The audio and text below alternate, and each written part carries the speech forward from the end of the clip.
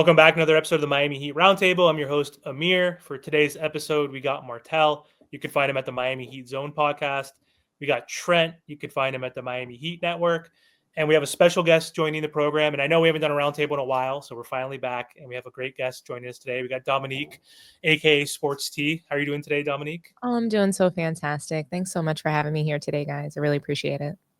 Yeah, we appreciate it too. And before we do get started, you want to let the audience know a little bit about your channel and what you cover? Sure. I mean, I'm pretty new to this thing here in the YouTube streets, but I pretty much cover the WNBA, the NBA as well. I want to get into more sports eventually, but right now I'm hanging out here in the YouTube streets covering NBA and WNBA.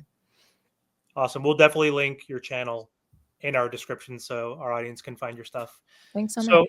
Yeah, and so Dominic, you mentioned offline that you're a Knicks fan and we're Heat fans. And once upon a time, back in the day, we had a rivalry, and I know we played recently in the playoffs a couple seasons ago, and the Miami Heat were able to advance, make it to the finals. We got past the Knicks, and so I want to start off with some Miami Heat news and speculation out there. I'm sure everybody has seen it in the Twitter sphere that there are rumors that Jimmy Butler could get traded, and I think it's all noise, but there is smoke. Usually where there's smoke, there's some fire. But this offseason, he wanted an extension.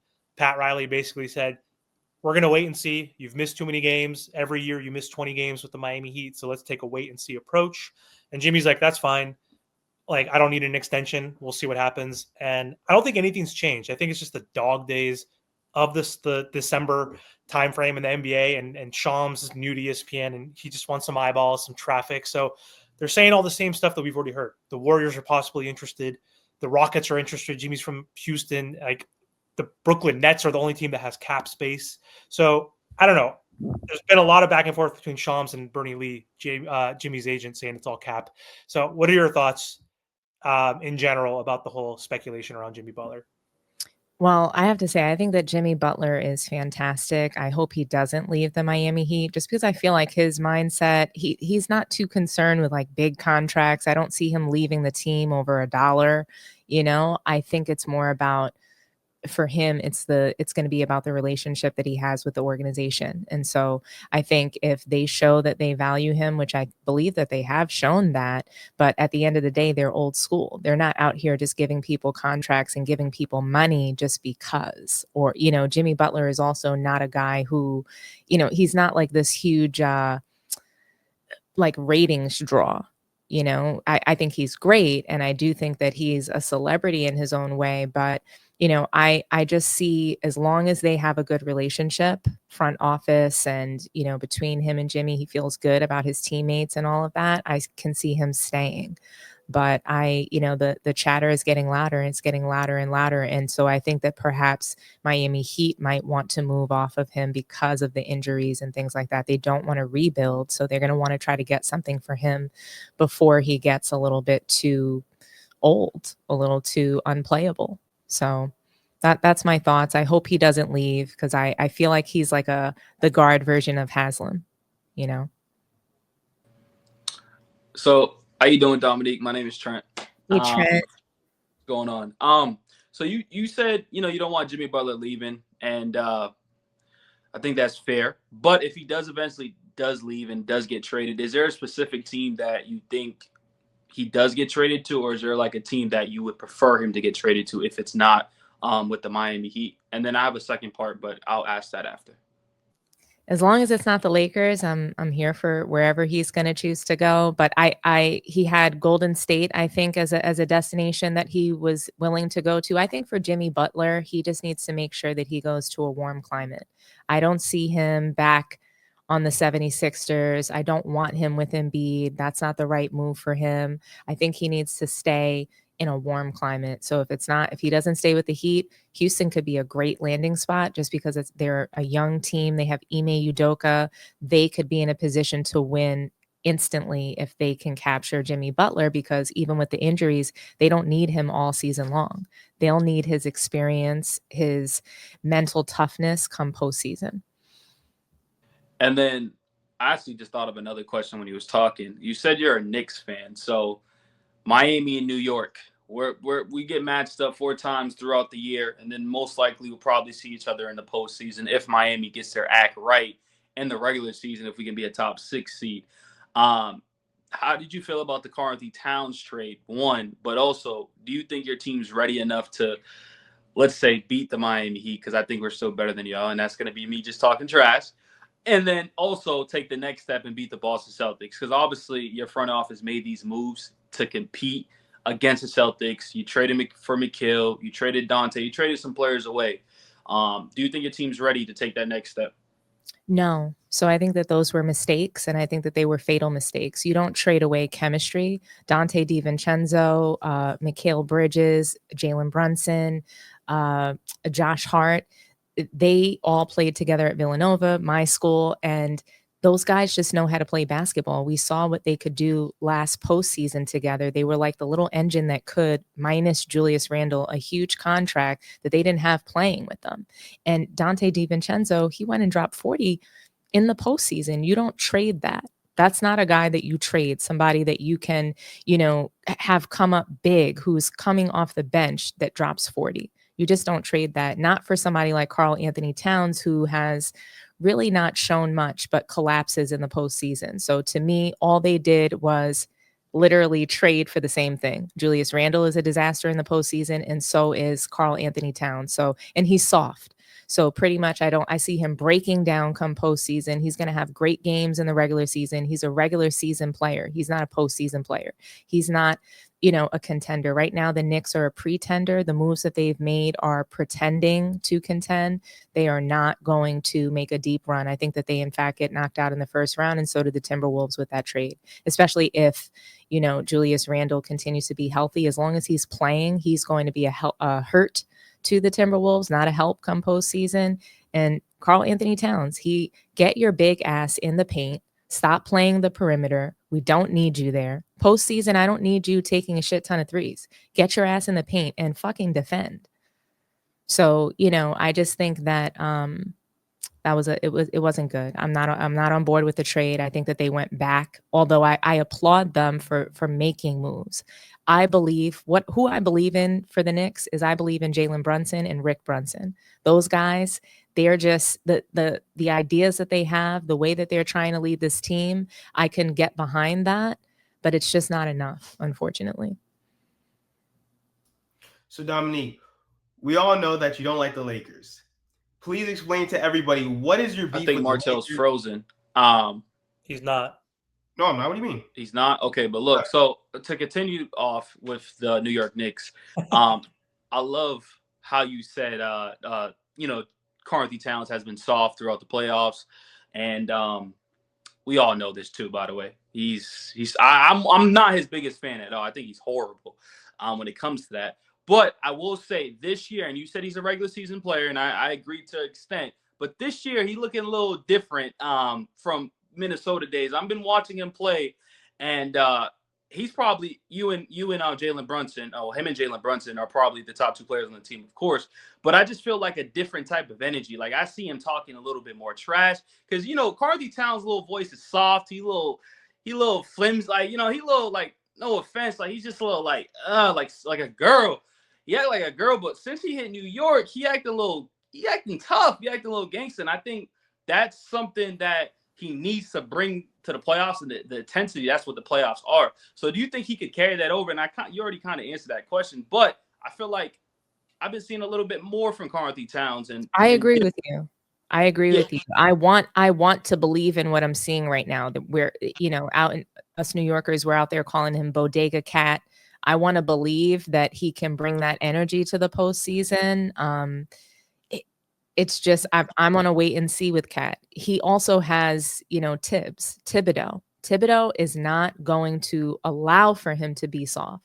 He's going to push him, and he's going to play him a million minutes, and he's going to run them all ragged, right? So if he doesn't develop some toughness out of that, and even just New Yorkers are going to cut your ass. You don't defend if you don't play hard.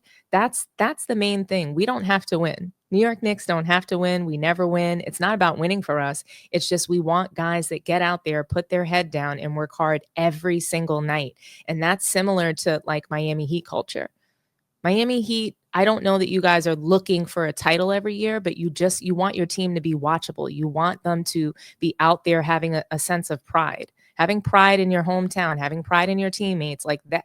These are the things that us New Yorkers want to see. So whether they make, a deep run, my goal for the Knicks is to see them get out of the second round. That's the goal. And so they're not going to reach that goal this season, even with Karl Anthony Towns. I love that you said that, though. Like, seeing is believing, because he's having a great regular season. What is he now? Year 6, 7? He is what he is. He's not necessarily a finished product, but he's like James Harden. He's like Julius Randle. You've done it in the regular season. You've won All-Star awards, MVPs with Harden, but they choke in the playoffs. His average 3-point percentage is 41%. Damn good for a 7-footer. He averages, it's not horrible the playoffs, but 33% in the playoffs. And sometimes, like, he's averaged 13% in an entire playoff round, basically. He's been in the playoffs now a little bit more with the surgence of Anthony Edwards. And obviously the team has gone better over time, but still, like, he hasn't done it in the playoffs. So I agree with you that he needs to show that. And again, the game has changed. Like, I love how you said, get your ass in the paint. Like, play defense. He doesn't play defense. He's not a two-way player. And he doesn't play in the paint. All he does is shoot threes. And that's why the NBA ratings are down right now. Worst across any sport, even hockey or baseball, sports I don't even care for or really watch, are growing like crazy. NFL is one of the best products, but basketball is going down. I think part of that is the 3-point shot, and he's part of that problem. So I love that you mentioned that. Huge part of that problem. So like I was saying, Dominique, please explain to everybody, why don't you like LeBron? Just explain, what is LeBron James doing with Bronny? And, Bryce possibly coming in, and with the whole clutch thing and like the Lakers, just explain like your point of view on that. Cause there's a lot of people that might ask, why don't you like the Lakers and why don't you like LeBron James? Yeah. I think for me, the Lakers are one of the most winningest franchises in NBA history. So it's not so much that I hate the Lakers. I just hate what they've become. I hate what they've turned into as a result of bringing someone like LeBron James to their organization.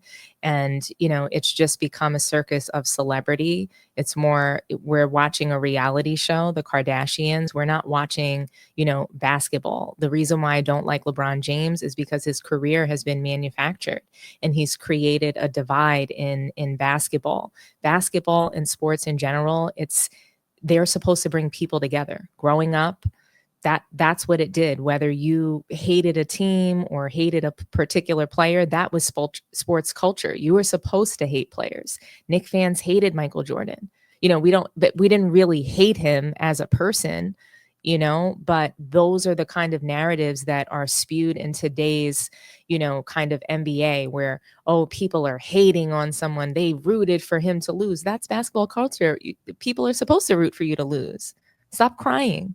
He started crying probably, what was it, like 2008, about how everybody was rooting for him to lose and all this stuff. And, that was kind of the start of me sort of disliking him. And then Bronny, do you think? The integrity of the sport is completely ruined. He's manufactured every single title. Think about it. LeBron trades himself to a team.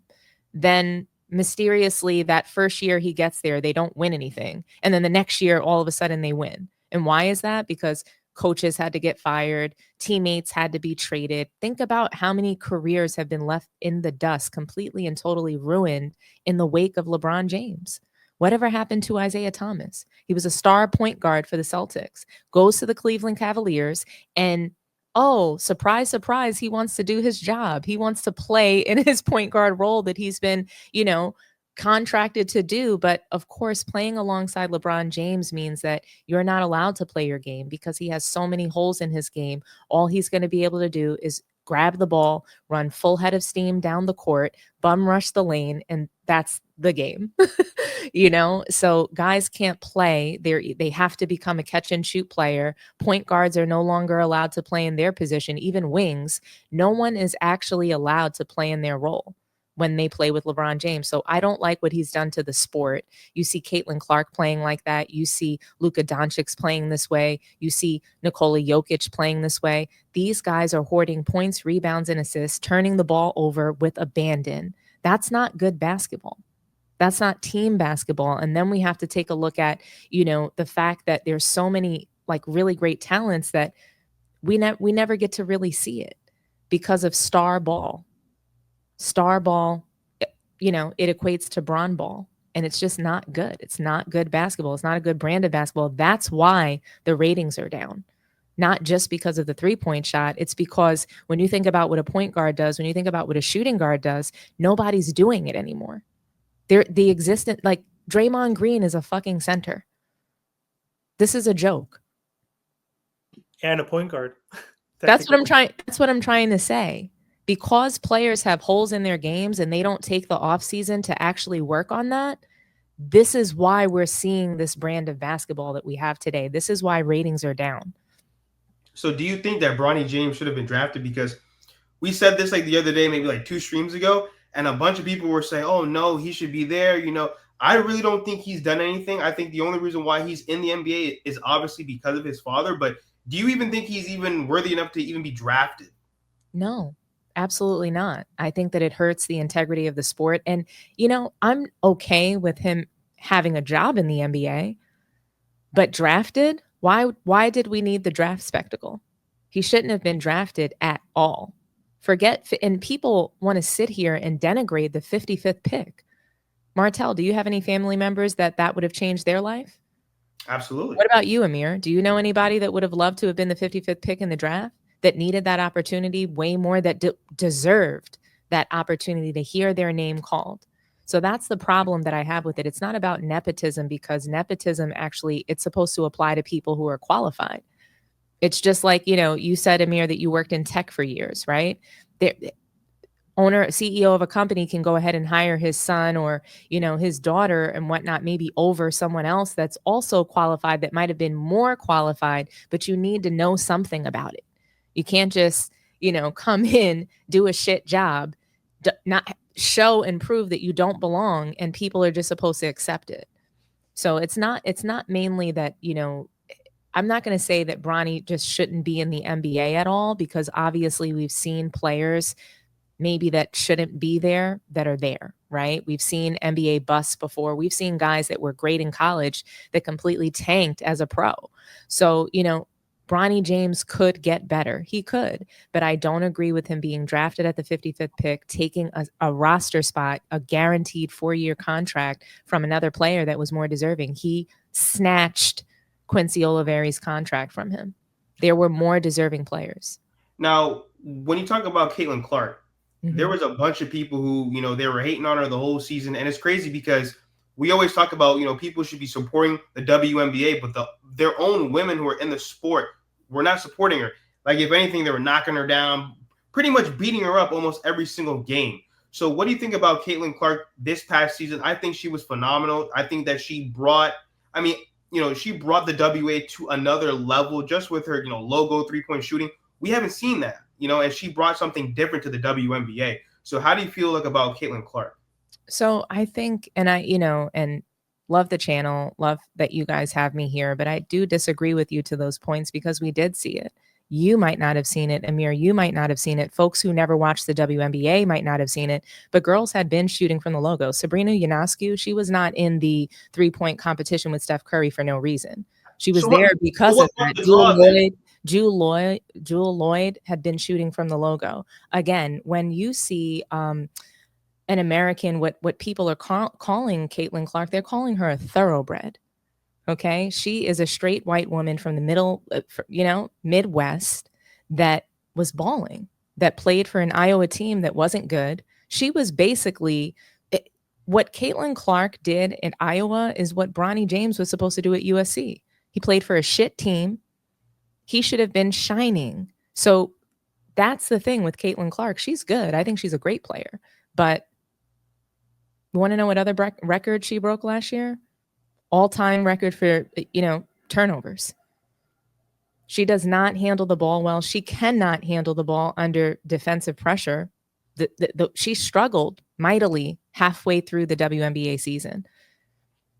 She cannot defend either. So, we can't just sit there and ignore that, So saying that she's phenomenal when she plays half of a game for me, that's a bit of a stretch. And there are just much better players. Asia Wilson is the best player in the world. Prior to Caitlin Clark coming into the league, there were more eyes on the women's sports. Paige Beckers was, she was one of those women as well. She got injured before it was, a rivalry of Caitlin Clark and Angel Reese. It was her and Paige Beckers. They were fighting for that top spot of, who was, that the person that everybody wanted to see. So, I think there's going to be a continuation of more women coming out, and there's going to be a more of a spotlight on the sport. But I absolutely credit Caitlin Clark for, the surge in the viewership last year, but she's not the only one responsible for that. Angel Reese had a big part of that as well. But there's what happened in the WNBA is that a lot of men who spectate the sport, who just started spectating the sport last year, made it about women being jealous of each other. That is a very simple take. That's one of the most simplest things that a person could say about a woman's sport. You don't hear those kinds of things in the NBA. You don't hear those kinds of things when you're talking about men. So it shouldn't be inserted into the women's league either. They're competing. Those women, they were told that Caitlin Clark was the best. What are you going to do when you're facing somebody that is saying that they're the best? I'm sorry, she wasn't saying she's the best, but everybody was saying she was the best. You're going to compete. You want to show that that really it's you that's the best. So all she did was create a more competitive environment amongst WNBA players. And that's what they did. They competed. They weren't in there beating her up. If you go and take a look and you just Google WNBA brawls, I want you to Google that and tell me what you find.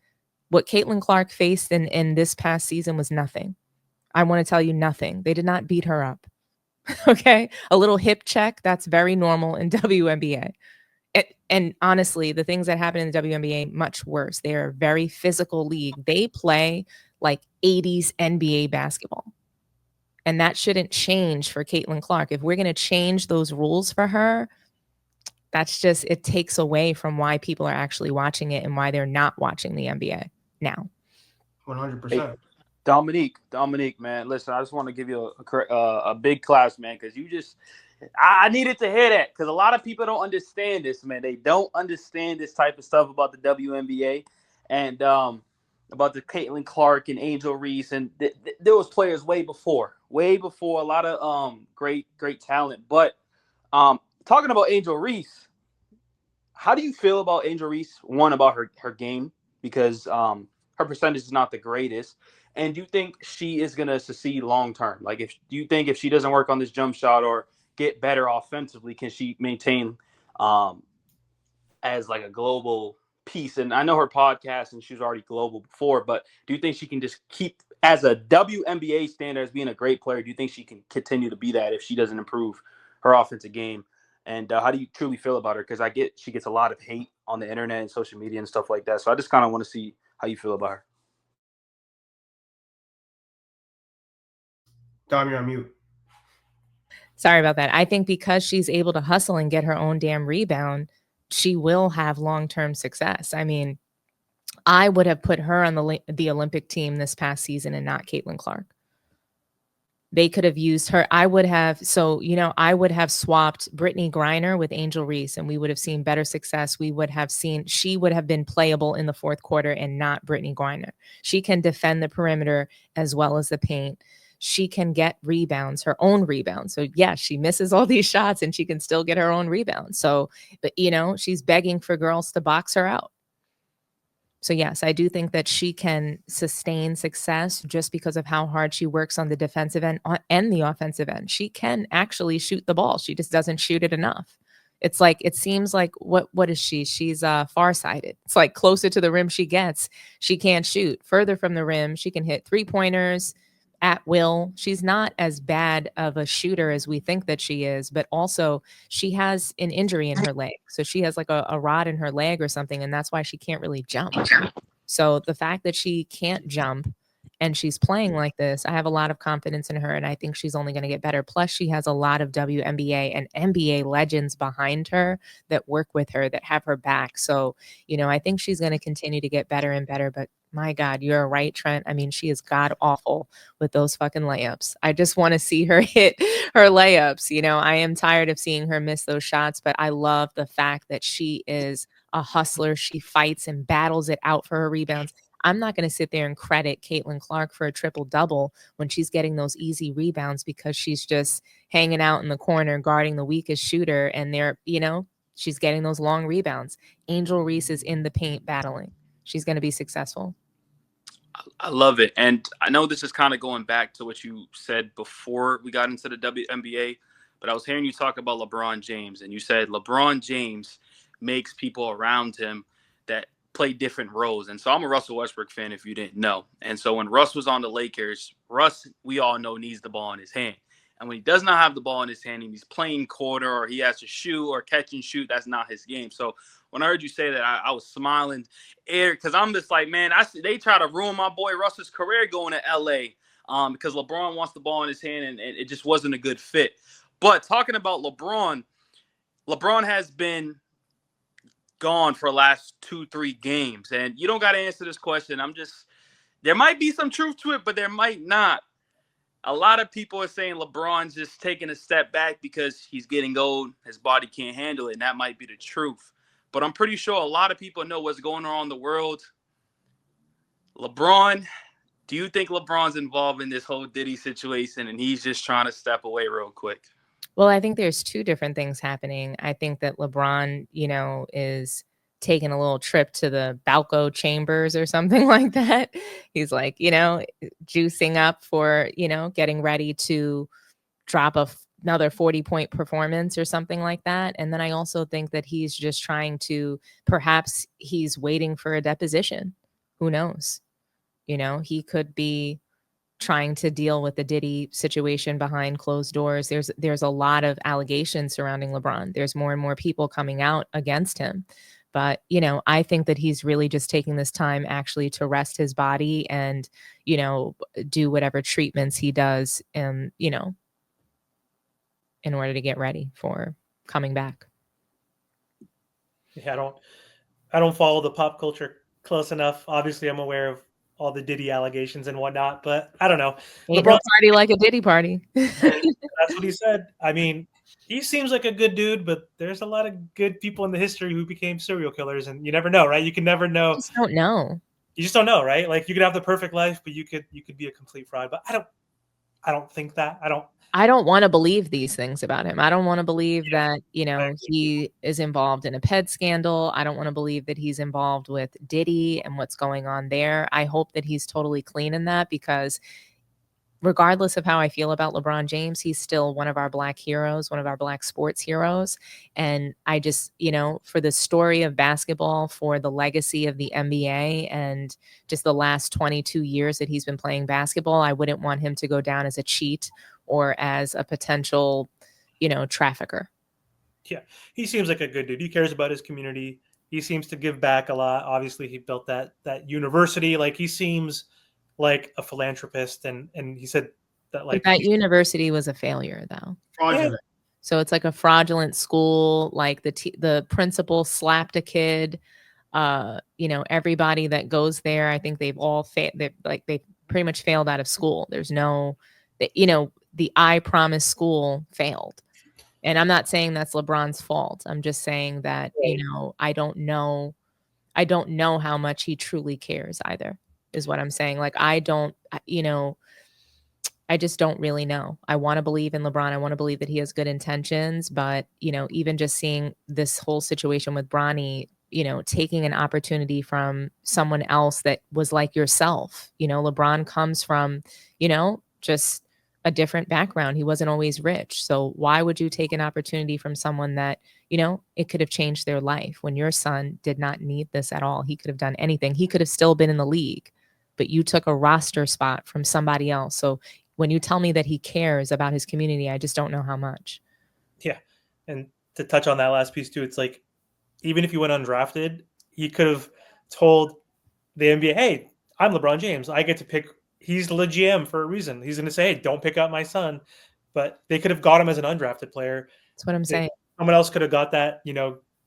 No one gets a guaranteed contract in the second round. It's happened before, but it's very rare. So like he didn't need that $4 to $6 million. Obviously, his dad's a billionaire or going to be a billionaire. So I love that you brought that up too, because a guy like Kershaw Johnson on the Miami Heat, a guy from Oakland, from the Bay Area, struggling. Like he is an undrafted player, doesn't have a guaranteed contract. Like he could have used that guarantee spot, not money. Look at him fighting for it. Look at him fighting for that, Right. So that's the problem that I have with LeBron. He's an entitled player that manufactured his own career, and now he's manufacturing his son's career.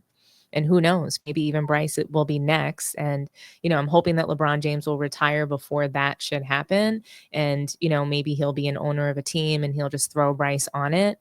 I just want the spectacles to end. That's the main thing.